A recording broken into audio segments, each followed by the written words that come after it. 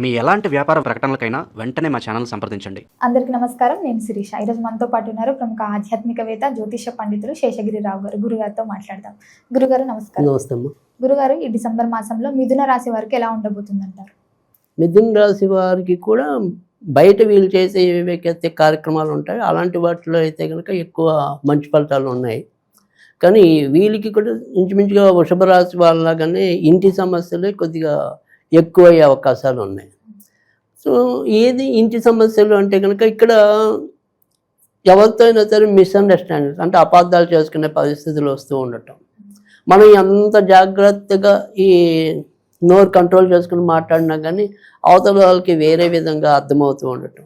So దీనివల్ల ఏంటంటే తాత్కాలికంగా అంటే అది శాశ్వత శత్రుత్వాలకి దారి తీయదు, కానీ ఒక రోజు 2 రోజు అలా ఒకళ్ళు మనం ఏమంటాం కొద్దిగా పీక్కుంటూ ఉంటామే. సో ఆ రకంగా ఇబ్బంది పడటం, అయ్యో వాళ్ళు నన్ను అన్నారే, నా వృత్తి పుణ్యాన్ని వీళ్ళు ఇలా అన్నారే అని మన మనసు నొచ్చుకుంటూ ఉంటుంది.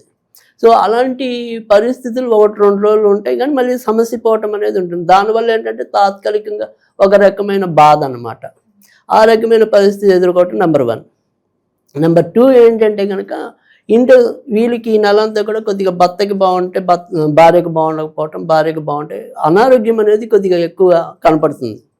ఇక మిగతా అంశాలన్నింటిలో కూడా చెప్పుకోదగిన ఇబ్బందులు అయితే లేవు మిథున రాశి. కనుక వ్యక్తిగత ఆరోగ్యం అనేది జాగ్రత్త చూసుకోవటం. మరి ఎలాంటి ఆరోగ్య సమస్యలు రావడానికి ఇప్పటికే వారి యొక్క రాశ్యాధిపతి తన క్షేత్రమైన వృశ్చికంలో ఉండటం అనేది జరిగింది. కనుక ఇక్కడ ఈ శిరస్సు అంటే తలనొప్పి తొందరగా వస్తూ ఉండటం, అరుగుదల లోపించి ఒక ఎసిడిటీ అంటాం కదా, సో ఆ ఎసిడిటీ కడుపు మంట, సో అలాంటివి రావడానికి అవకాశాలు ఎక్కువ ఉంటాయి. సో అరుదుగా మాత్రం ఈ శ్వాసకు సంబంధించినవి రావచ్చు.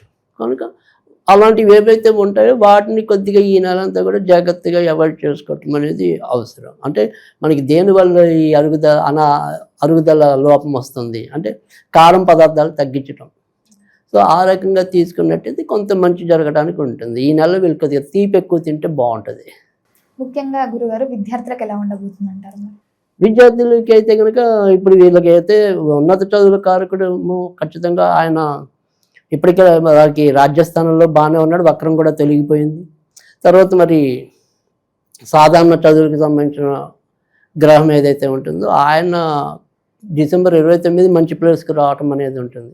సో అక్కడి నుంచి ఇంకా బాగా చదువుకోవటం అనేది ఉంటుంది. అప్పటిదాకా మాత్రం కాసేపు చదువుదాం, కాసేపు వద్దు, కాసేపు చదువుదాం, కాసేపు వద్దు, ఇలా చంచలత్వం అనేది ఎక్కువగా ఉంటుంది.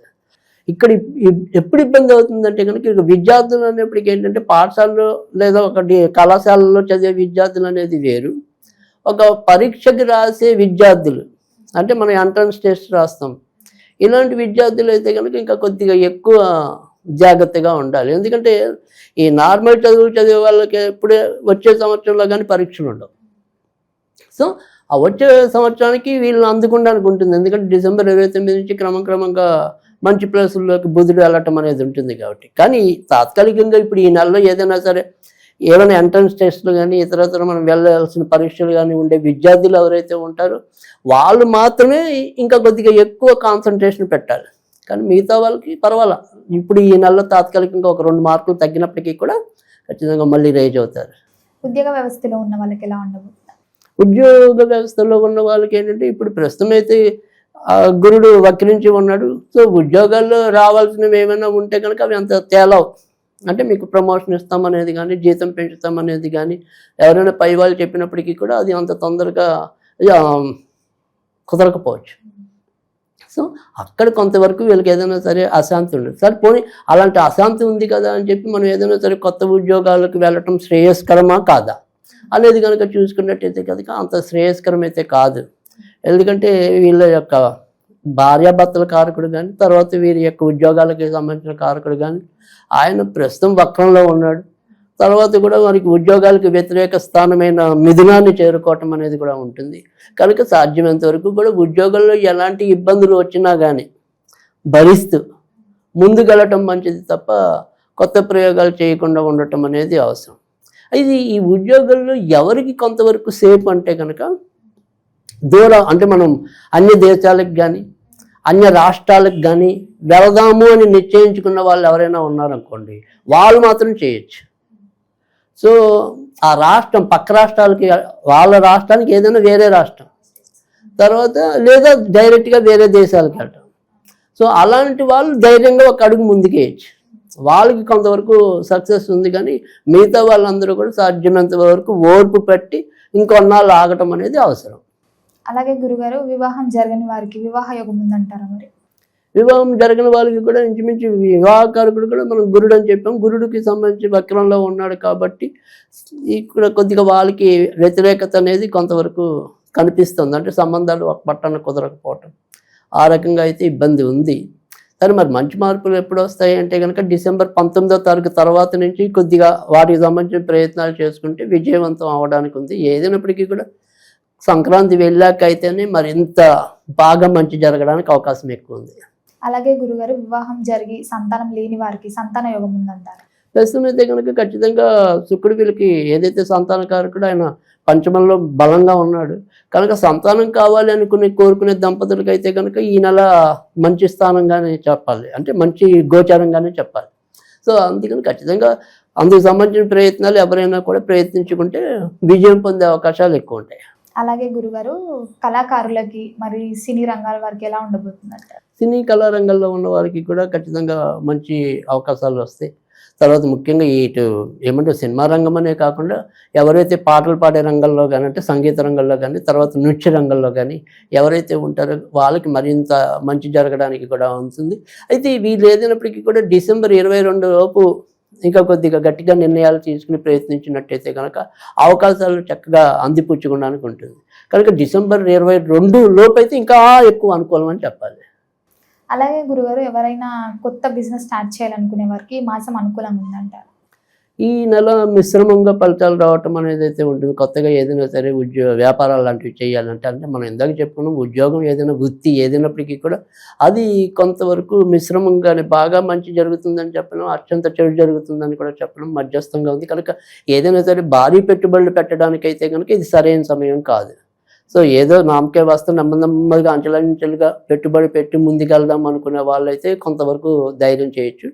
తర్వాత ఎవరైతే ఏమంటాం కమిషన్ బేసిస్లో చేస్తాం కదా, అలాంటి వ్యాపారాల్లో ఉన్న వాళ్ళకి కొంతవరకు అనుకూలించడానికి ఉంటుంది.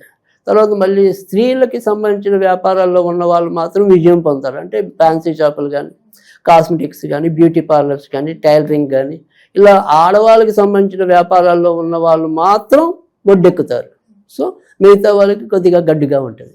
ఓవరాల్గా చూసుకుంటే ఆర్థిక పరంగా ఎలా ఉండబోతుందంటే? అంటే ఆర్థికంగా పరిస్థితి చూసుకున్నట్టంటే ఏమంటాం, లాసు లేదు, నష్టము లేదు, లాభము లేదు.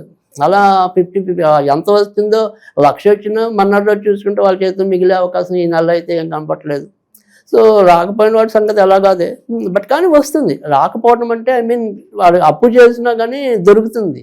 సో సమస్యల నుంచి బయటకు రావటం అనేది అయితే తప్పనిసరి. సో అది ఎంత డబ్బు మిగులుతుంది, ఎంత డబ్బు మనం కష్టపడితే వస్తుంది అంటే కనుక దానికి అంత ఆన్సర్ లేదు. బట్ ఓకే, నడిచిందా, తిన్నామా, పడుకున్నామా, వెళ్ళామా, అంతే, అంతవరకు ఓకే. గృహయోగం ఉందంటారా మరి? కొత్తగా ఇల్లులు కొనుక్కోవటం దానికైతే కనుక ఏదైనప్పటికీ కూడా ప్రస్తుతం ఇంకా అంత అనుకూలత అనేది అయితే లేదు.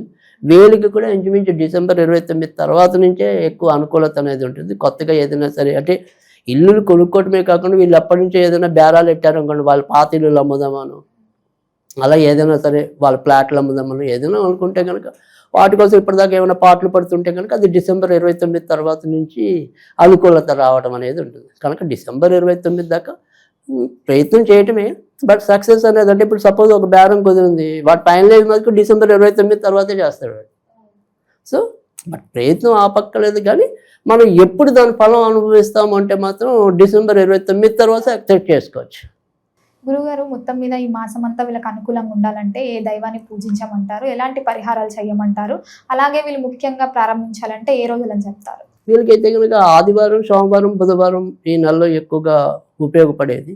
అయితే వీరు ఏ దేవుని పూజించాలంటే కనుక ఎక్కువగా ఈ నెలంతా కూడా వెంకటేశ్వర స్వామిని పూజించడం వల్ల కూడా మంచి ఫలితాలు రావటం అనేది అయితే ఉంటుంది.